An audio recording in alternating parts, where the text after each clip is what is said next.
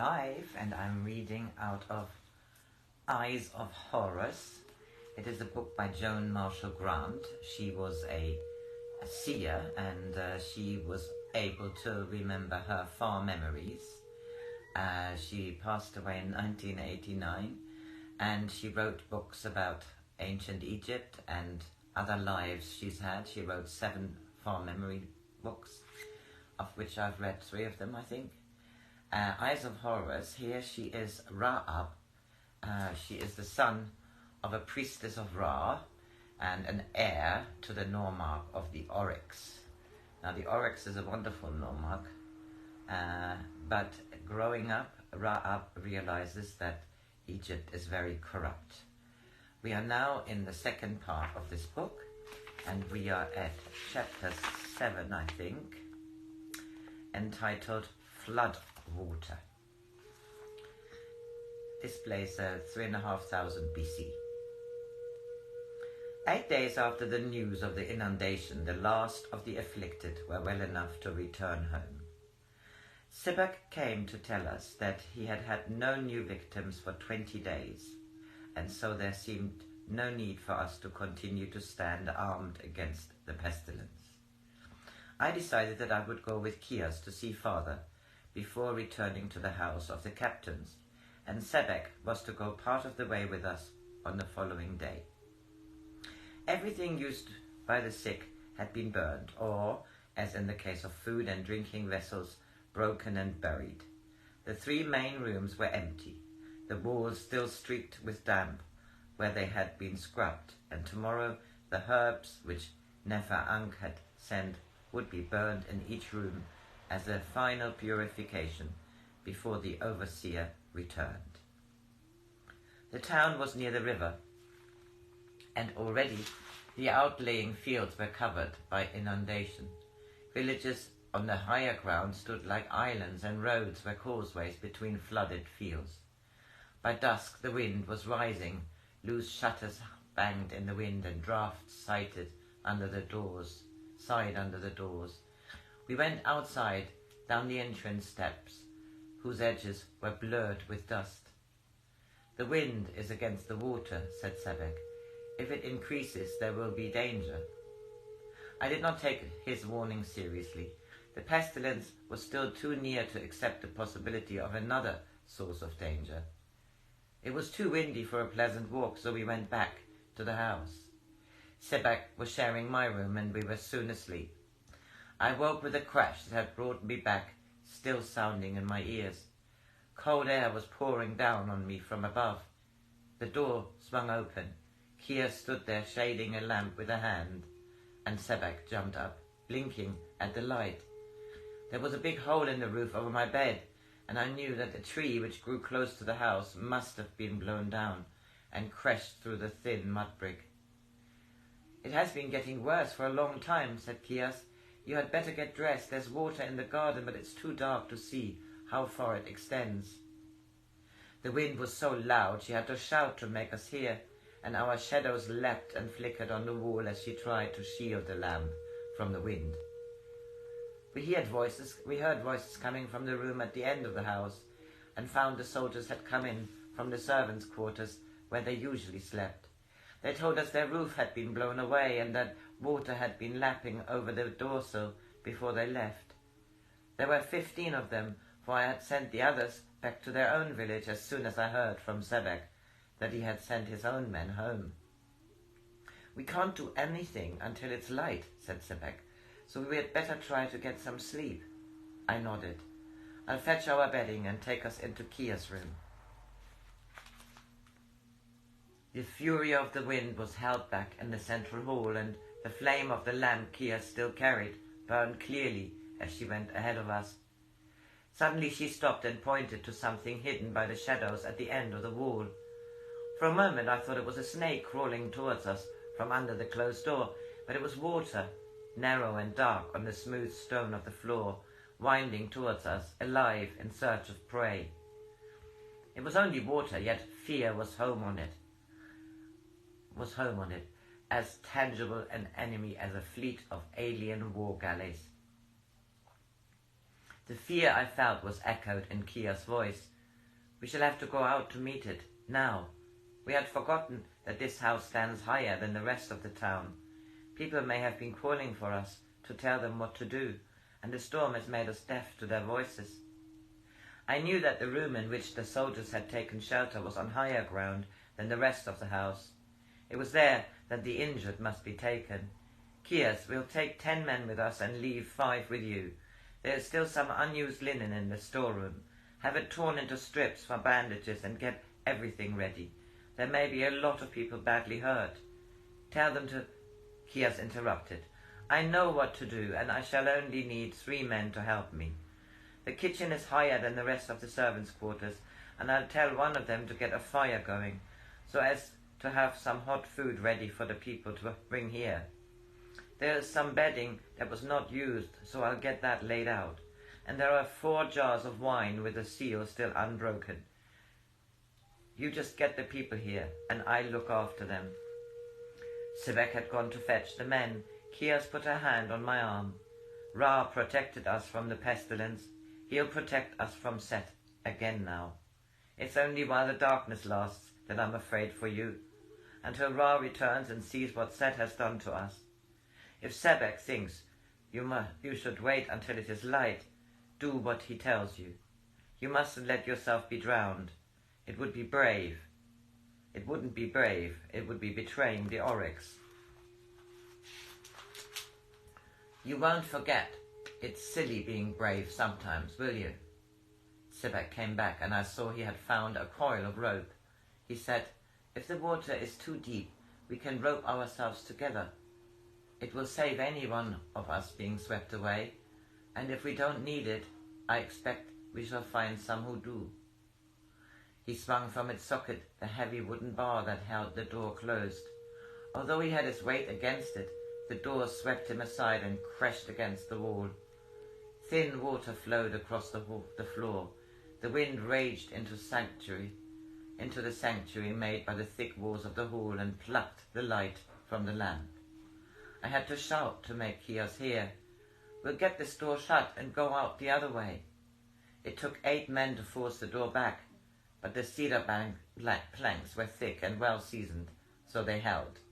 It was easier at the back of the house, which was sheltered by the servants' quarters, and the water was only ankle deep. A soldier splashed past me towards the kitchen, a bag of meal slung across his back. The men were told to keep a hand on the shoulder of the man in front. We went in 2 files, Sebek and I leading, which were to keep as near to each other as possible until we got into the town. The wind plucked at the palm trees as though they were slack harpstrings. Now the water was up to our knees. The clouds which had made the night so dark were rent, and the sudden moon seemed bright as torches in a shuttered room. I saw then the power of Set's new onslaught. This was no steady rising of the river. The great aqueduct had broken, and the 2 mighty walls which last year had made a new arm of the river, carrying water beyond the previous limits of the inundation, had failed. Was the river angry that we had tried to change its course? Had Ra refused to accept as his child this bridge of water, although it was dedicated in his name? The water was flowing as a wide river towards the town. It was waist deep, flowing with us, but faster than we could move. A drowned ass swept past, like a leaf washed down a gutter when a sluice is opened. Now it was dark again, but we could go faster than before because we knew we had to follow the course of the water. Something washed against me. I thought one of the men had stumbled and put out a hand to steady him. He seemed to be swimming, trying to cling to me. I lifted him up. The body was inert, and I held it in my arms above the water. Which of our soldiers was so small? I shouted. Sebek, wait, one of them is hurt. The moon shone out for a moment as he struggled towards me. His voice was sharp above the noise of the wind. It's no good carrying her. She's dead. Look at the wound in her head. There was terror in me. Was it Kias that I held? Ra, don't let this be Kias. It can't be Kias. She's safe inside the house. I found the courage to look down at the woman in my arms, and I could hear Sebek's voice again, for she was a stranger. "We've got to look after the living. We've got no time for the dead. Drop her, Ra, up. We'll have to leave her to the water." I tried to speak loudly to myself inside my head. "Don't be a fool. She's not the only corpse you'll see tonight, and none of them will be Kia's. Kia's is safe, safe, safe." "You're frightened. You must be frightened, otherwise you wouldn't have picked up a dead woman. Put her down, you fool, quick." My arms fell to my sides. For a moment the water covered her disfigured face, and then she floated, staring up at the moon. She swept ahead, her hair streaming out like weed in the current, as though to lead us. Sebek was a little ways ahead of me, and when I reached the first house, he had already broken down the door. Part of the wall had been crushed in by the water, and the moon shone down into the only room. It seemed empty, or if they who lived there had been trapped, the water held them down. There was no one there still living, and we must not be concerned with the dead. The second house was empty, and the third, but the next one was built higher than the others, and as I got into the shelter of the wall, I heard a woman screaming, the thin sound shattered by the wind. The walls were strong and still held against the assault of the water, and as the door faced west, it was protected from the full force of the current. I flung myself against it until the bones of my shoulder felt as though they would pierce through the skin. I shouted to the woman to unbolt it, but she must have been deaf with fear. The window was high up, and I could only reach it by climbing on the shoulders of the man next to me. The shutters were fastened, but I forced them easily, and before climbing into the house, I told the men to go on to help the others under Sebek's orders. There was an upper story to the large single room, from which a ladder led down. The room above was lighted, and I could see the water, smooth as black oil, was creeping up towards it. I let myself down by my hands to find, as I had expected, that the floor of the lower room was a cubit below ground level. I had to swim to the ladder, and closed in from the wind I could hear that screaming was a scream of words. "Set, forgive me my betrayal of you. It is not my sin, it is the priests who have betrayed you. It was they who told me to put Ra in my sanctuary. They told me Ra had mastered Set, and that you, the Lord of the Dark Moon, ruled only in the caverns. But now I have come to your kingdom. O Dark Master, protect me. You took my son, you took my husband. I saw the print of your hand on their bodies. Have you forgotten that when I saw your seal on them I denied Ra? I knew Ra would not protect them. I kept them here, hidden away. I beseech you not to punish them for my sin. It was I who sinned. I who told them to follow Ra. I who led them to the oryx and told them to forget the dark hours of your rule and make their offering only to Ra of the high noon. Why have you sent the water to punish me? My second son went out at sunset and has not returned. He has joined his brother and father. They wait for me in your caverns. Bind me with your thongs, but let them go free on your dark water." The woman was not old in years, but fear and grief had scarred her face with the claws of age. She had made an altar, a square block covered with linen, stiff, dark red. On it there was a statue of Set, about a cubit high, in his female form of Sekhmet, the cat-headed. He was false even in his likeness, clay smeared with bitumen and pretense of basalt. A lamp burned in front of the statue, a wick floating in a clay dish, which was shaped like a scarab beetle on its back. The scared beetle, the sacred beetle, dead and defiled. The oil filled the room with a heavy pungent scent that sought to cloy a heavier, darker stench. The woman flung herself down, cringing before the altar. I wondered if she were mad. I said, "Get up. I've come to take you to where you will be safe. You will be drowned if you stay here." She got slowly to her feet, her sweat-sodden tunic clinging to her body like the wrappings of a mummy. Her eyes were wide and unseeing. "So you have come, or are you his son? You are too young for so old a god, so strong a god. I'm ready. I knew you would come when the water reached the top of the ladder. She pushed back the hair that hung down over her face in greasy strands. Her eyes had lost their blank stare. You are the Lord of Fear, yet I am not afraid of you. You have come as an honoured guest. See, I've made all preparations, though I am a poor woman, too poor to make your vessels of gold. I will pay you a price, but you must pledge in the name of Set that you will release my husband and my sons when I have paid. They wait for you. Hidden by the linen, they darkened at your command with the blood of their bowels. The priests of the Oryx would have burned their hearts, their lungs, their bowels, or sealed them in canopic jars with spells you could not break. But the bodies I buried in the ground behind this house were empty, so the ones you took to the caverns are cold as clay figurine.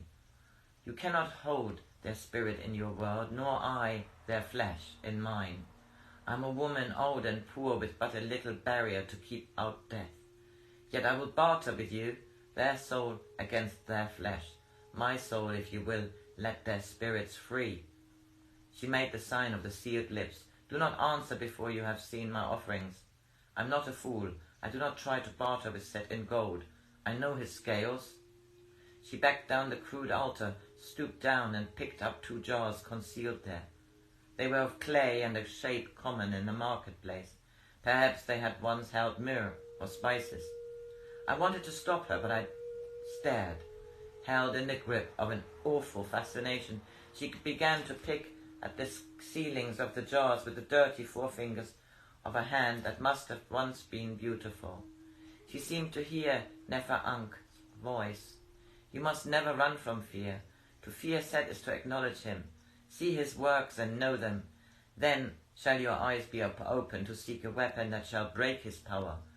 That is the wisdom you must seek, to know what weapon to use against each snare. Courage without wisdom can never be enough. I knew Nefer-Ank was right. What weapon can I use to sever her thongs? She had broken the ceilings and now drew out the plugs of wax, which closed the jar. A stench, heavy as oil, flowed into the room. Her voice sank to a whisper, harsh as brittle bones which grate together. Incense to your nostrils, O lordy son of the dark moon. Can you deny your master so rich a gift? What use has he for the spirits of 2 poor Egyptians? Spirits who will flutter round his caverns like birds lost at the spring migration. How could he feast on the sighting of their wings? But here he has food, food that he loves. The saviour beyond all incense burned to Ra, and he shall see my soul labouring in the caverns to make him smile when he has feasted well. I tried to break the circle of her fear. I am not Set. I am a child of Ra. It was the first time I had seen terror walk unmasked. She cringed away from me and stood against the wall, her head thrown back, her mouth wide open. Then she screamed, and I knew what a prisoner of Set would hear in the underworld. There was a voice behind me, a warm soldier's voice. Vanek looked up through the opening in the floor. I came back to see if you wanted any help. He seemed quite undisturbed by the screams and went on. She's gone mad. There's only one thing to do when they scream like that. Throw water over them or give them a good hard slap. He grinned. One thing we have got is plenty of water. Shall I look after her, Captain? I nodded. He picked up a crook, bent down and scooped up water and flung it over the screaming woman. The water streamed down her face and ran out of the corners of her mouth, but she did not stop screaming. He looked at me and without waiting for others hit her hard on the neck below the ear with the sides of his open hand. A blow Sebek had taught me. He picked her up and slung her over his shoulder, saying apologetically, It's the first time I've ever hit a woman. My grandmother's sister went off just like that every time she saw a snake. But we didn't have a flood at the same time, so I could argue with her. Better hurry, Captain, the water's halfway up the window. Yes, I said, we'd better hurry. I shouldn't have stayed here so long. He went ahead of me, down the ladder, carrying the woman carefully in his arms. Before I followed him, I knocked the statue off the altar. It was only clay smeared with bitumen, only clay smeared with bitumen. Nothing to be afraid of. The head snapped off and rolled into a corner. The light caught the eyes. It seemed as though they blinked lazily, like a cat content to wait. I overturned the lamp, and the burning oil lapped at the matting with which the floor was covered. As I climbed down the ladder, I looked back. The altar was already ringed with fire, the darkened line curling in the heat. Ra has beaten you, Set. Fire is stronger than you are. You can't even make your shadows except by our light. My voice echoed back against the storm. Ra, Set, Ra, Set, Ra, Set. As I climbed down the ladder, I saw that Bannock had already swum across the room. With the woman over his shoulder, he slid down outside the window, which was by now half covered in water. The woman's eyes were open, turned up under the lids. The square of smooth water between me and the window was brilliantly lit by the fire above. A crack like black lightning ran down the wall in front of me. I was still holding on to the ladder. The wall pressed inwards, divided, swung open like a water gate. The roar of the flood drowned the sharp crackling of the fire. I was plucked from the rung, sucked down into the roaring darkness. I seemed to see the eyes of Sekhmet blinking at me in leisurely enjoyment. A hand whose fingers were 3 cubits long was crushing my ribs. The light is above me. I must fight upwards towards it. Give me strength. Ra is stronger than Set. I seem to fight for a year against dark water. I can breathe, I can breathe. Set has not sealed my nostrils with his clay. The water had found its level. It was floating. I was floating, staring up at the floor above me, on which fire was scoring lines. The heat thrust down on me, trying to push me under the water. I must get out where the water came in. There must be a hole in the wall through which I can escape. But it's underwater. I can't go underwater. The hand is there. It's waiting for me. You will be burned to death if you are a coward. Do you want to be burned as a coward? The hand is not stronger than Ra. Set is not stronger than you unless you fear him. Dive, you fool. Swim against the current. You know that is the only way to freedom. You must always swim against the current. I tried to fill my lungs. Oh, for one long breath of clean air. The heavy smoke is drowning me like water. You must not drown, or you betray the oryx. You will betray Ra if Set conquers you. Down, down, swim against the current. The deep water is quiet as the tomb of the ancient ones. The pain is on the surface, where water fights with fire. But in the depth there is quiet and peace. Why should you go on struggling when you are so tired? My hand is not your enemy. Rest in its strength, and you need fight no longer. Don't listen to Sekhmet. Swim against the current, and you will be free. Free! I felt the rough bricks of the outer wall and thrust against them with my feet. The water was solid as a wall of earth, yet it could not hold me. I can breathe. The air is clear. I opened my eyes and saw the moon serene between the clouds. The stream was carrying me away from a house that burned against the dark. It must have been several minutes before I tried to find if the water was too deep for me to stand. I thought it would have got much deeper while I was in the house of Set, but I found that my arms were above the surface where I stood upright. Ahead of me I could see torches streaming out in the wind. As I drew nearer, I saw that the flat roofs of all the larger houses were well above the level of the water, and were crowded with people. 3 men waded towards me, pushing in front of them a raft made of 2 doors roughly lashed together. I realized that the flow of water was much slower than it had been earlier. A woman lay on the raft. She was unconscious. One arm trailed in the water, and the other was in a position which showed that it had been broken above the elbow. Beside her was a child about a year old. was screaming angrily and pummeling the air with small clenched fists. One of the men pushed the raft was a soldier, and I shouted to him to ask where was Sebek. He told me that he had last seen him in the centre of the town, where the people were being assembled in the marketplace, as the water was shallower there than in the adjoining streets. I wondered if the storm was really abating, or if I had merely grown accustomed to incessant noise. I passed 2 more parties of men pushing rafts on which lay injured people. I knew that Sebek would have been at every house I passed, so I did not stop at any of them. And I finished the first part of this chapter here, because my cat's just woken up.